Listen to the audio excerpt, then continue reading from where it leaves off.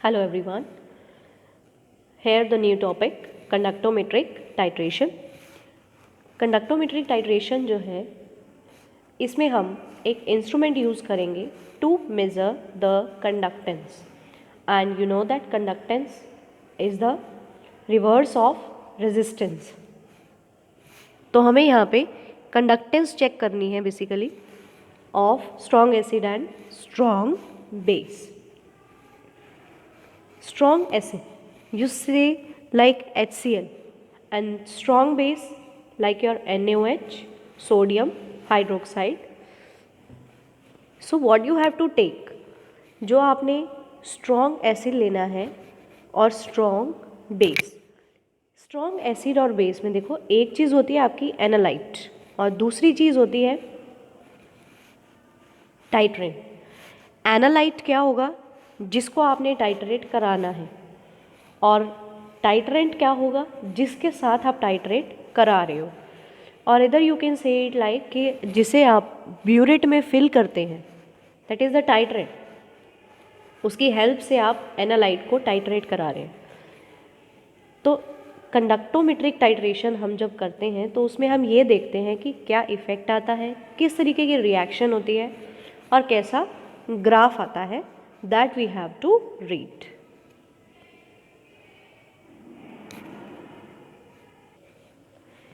तो सबसे पहले प्रिंसिपल क्या होता है कंडक्टोमेट्रिक टाइट्रेशन।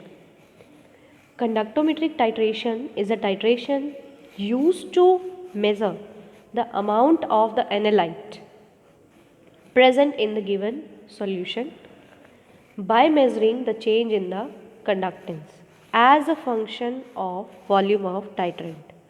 वो क्या करेगा, जितना भी आपने एनालाइट लिया है और जितना जितना आप उसमें टाइट्रेंट डालते जा रहे हो उसके अकॉर्डिंग उसकी कंडक्टेंस में क्या फ़र्क पड़ रहा है, दिस इज़ द प्रिंसिपल।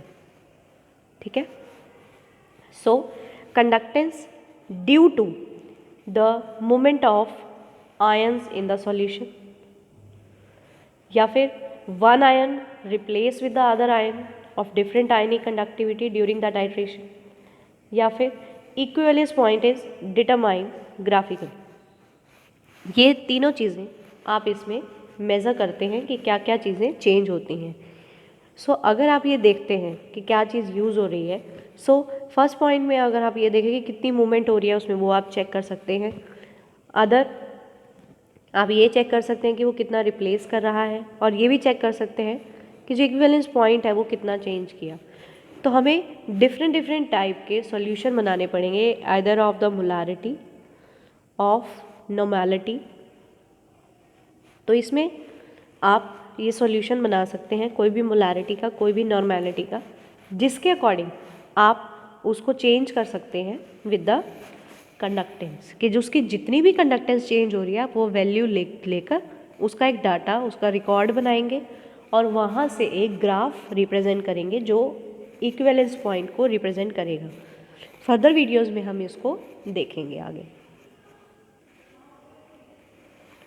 अब जो रिएक्शन होगी with in the HCl and NaOH, ये मिला के बनाएगा NaCl, सॉल्ट प्लस वाटर।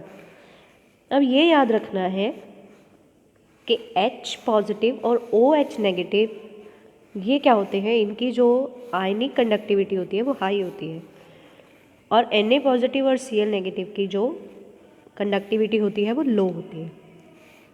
देखो, जब भी हायर कंडक्टिविटी के आयंस प्रेजेंट होंगे तो उसकी कंडक्टेंस की वैल्यू ज़्यादा होगी, और जैसे जैसे वो फॉर्म होता रहेगा, NaCl जैसे जैसे फॉर्म हो रहा है तो NaCl के फॉर्म होते होते वो क्या हो जाएगा, उसकी जो कंडक्टिविटी है वो कम हो जाएगी।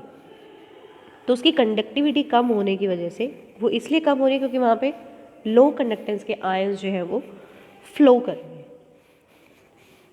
ठीक है। जब टाइट्रेशन शुरू नहीं हुई, मतलब टाइट्रेशन से पहले, उसमें क्या प्रेजेंट है, HCl प्रेजेंट है।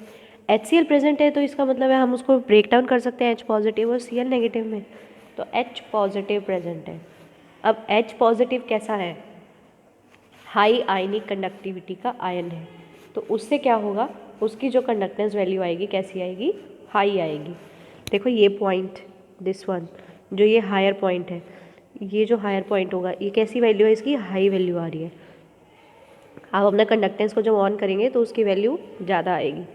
उसके बाद क्या होगा, टाइट्रेशन जब आप स्टार्ट कर दोगे, उसमें क्या चीज़ ऐड हो रही है, उसमें NaOH ऐड हो रहा है, बारी बारी NaOH ऐड हो रहा है, और NaOH ऐड होने की वजह से वो NaCl बनता जा रहा है। तो NaCl की फॉर्मेशन की वजह से आपका जो ग्राफ है वो इस तरीके डाउन साइड आएगा, क्योंकि लो कंडक्टिविटी का आयन उसमें ऐड ऑन हो रहा है। तो टाइट्रेशन के बाद एक इक्विवेलेंस पॉइंट आ जाएगा जहाँ पर ये वैल्यू क्या हो जाएगी, स्टॉप हो जाएगी। ठीक है, उसके बाद क्या होगा, H positive with high conductivity ion is replace by the Na positive. तो ये आपके पास ग्राफ कैसा आएगा, नीचे की तरफ आएगा, क्योंकि लो कंडक्टिविटी आयंस क्या है उसको रिप्लेस करते जा रहे हैं। उसके रिप्लेस करने की वजह से ये जो ग्राफ है वो डाउन साइड आएगा, that is in between the volume of the NaOH and the conductance. And more over equivalence point पे, या फिर आप बोल सकते हैं कि न्यूट्रलाइजेशन पॉइंट पे क्या होगा, सारे के सारे जो आपने Na पॉजिटिव उसमें डालते जा रहे हो वो Cl बना रहा है, लेकिन NaCl और वाटर प्रेजेंट हो जाएगा उसमें, द लीस्ट कंडक्टेंस। लेकिन उसके बाद क्या हो रहा है, जब आपने उस पर NaOH और डाला तो जो OH नेगेटिव आयंस हैं वो OH negative ions high conductivity के एंटर कर जाएंगे उसके बीच में। उसके एंटर करने से जो उसकी कंडक्टेंस वैल्यू है वो इंक्रीज होना शुरू कर देगी, because we have read that कि जो H पॉजिटिव आयंस हैं और OH नेगेटिव आयंस हैं वो किस तरीके के होते हैं, हाई कंडक्टिविटी के होते हैं।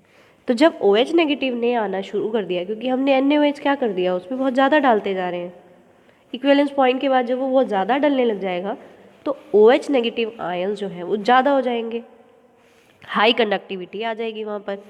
हाई कंडक्टिविटी की वैल्यू से जो आपका ग्राफ है वो इंक्रीज़ होना शुरू कर देगा, और उसी के इंक्रीज़ होने से आपके पास यहाँ पर इंक्रीमेंट स्टार्ट हो जाएगा, और उसके इंक्रीज़ होने से देखो ये ग्राफ को इस तरीके से मूव करेगा।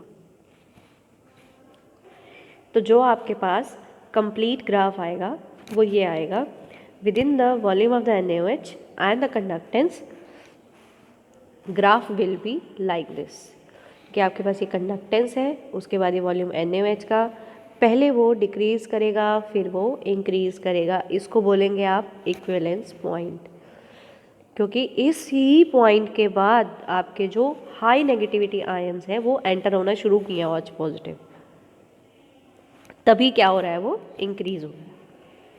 सो this is the titration graph. अगर आप देखें, this is only for the strong acid and strong acid and strong base. Equivalence point, neutralisation point is determined graphically. आप यहाँ से इसको ग्राफिकली रिप्रेजेंट कर सकते हो। यहाँ आपने ये पॉइंट देख लेना है कि ये कौन सा पॉइंट है, जितना वॉल्यूम होगा that is the neutralisation point. अब जो इसके एडवांटेज हैं वो देखिए, ये कलर सॉल्यूशन के लिए यूज़ होता है, टर्बिड सॉल्यूशन के लिए यूज़ होता है, डाइल्यूट सॉल्यूशन के लिए भी सूटेबल रहता है। अगर किसी भी सिस्टम में रिएक्शन कंप्लीट नहीं हो रही है वहाँ पे भी ये फॉलो होगा। एंड कंसंट्रेशन वीक बेस की, वीक एसिड की, इवन कि मिक्सचर की एसिड की जो भी आपकी कंडक्टेंस है वो भी हम फाइंड आउट कर सकते हैं कि कितनी कंसंट्रेशन प्रेजेंट है। आफ्टर देन कि इसमें जो आपका एंड पॉइंट होता है, एंड पॉइंट पे आपको ज़्यादा ध्यान देने की ज़रूरत नहीं होती, क्योंकि आपकी कलर डिटर्मिनेशन तो है नहीं, कलर तो आपको डिस्टिंग नहीं करना ना कि कौन से कलर में कन्वर्ट हो रहा है। वहाँ पे तो आपको क्या रहता है कि एंड पॉइंट एकदम सफिशिएंट होना चाहिए, बट यहाँ पे ऐसा कुछ भी नहीं है, और इसमें किसी भी इंडिकेटर की ज़रूरत भी नहीं होती। So these are the advantages. Advantages के साथ साथ कुछ कुछ डिसएडवांटेजेस भी होते हैं। तो डिसएडवांटेजेस क्या है इसमें, कि जो हाई कंसनट्रेशन ऑफ सॉल्ट की है वो ज़्यादा एक्यूरेट रिजल्ट नहीं देती अगर जो सॉल्ट है वो हाई कंसनट्रेशन के होते हैं। If presence of any of the electrolyte is there, किसी भी स्पीशीज़ के साथ अगर आपने अदर देन एक इलेक्ट्रोलाइट अगर ऐड कर दिया उसमें, तो आप उससे एक्यूरेटली रिज़ल्ट नहीं फाइंड आउट कर सकते, बिकॉज आयंस की जो मूवमेंट है वहाँ से डिस्टर्ब हो जाती है, क्योंकि ऑलरेडी इलेक्ट्रोलाइट में भी कुछ आयंस होंगे, तो वहाँ से वो एक्यूरेट रिजल्ट नहीं देता।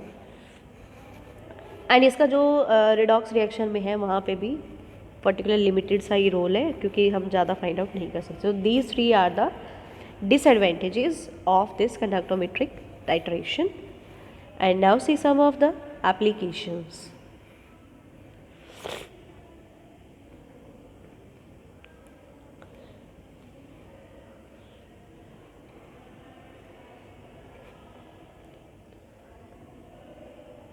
So these are some of the applications of the conductometric titration के पॉल्यूशन को डिटरमाइन करने में, कंपाउंड्स को निकालने में, अल्केनिनिटी निकालने में, सैलिनिटी में वाटर की क्या यूज़ होता है, कंडक्टोमेट्रिक टाइट्रेशन यूज़ होती है। प्योरिटी ऑफ डिस्टिल्ड और डीमिनरलाइज्ड वाटर, उसकी कितनी प्योरिटी है ये चेक करने के लिए।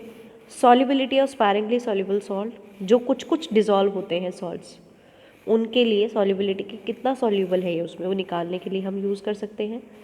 ड्यूटीरियम आयन की कंसंट्रेशन कितनी है पानी में, that is also determined. And basicity of the organic acid, अगर कोई भी ऑर्गेनिक एसिड है उसमें कितना बेसिक है ये भी हम फाइंड आउट कर सकते हैं with the help of conductometric titration. So these are some of the main applications of conductometric titration. इसमें हमने रीड किया strong acid and strong base.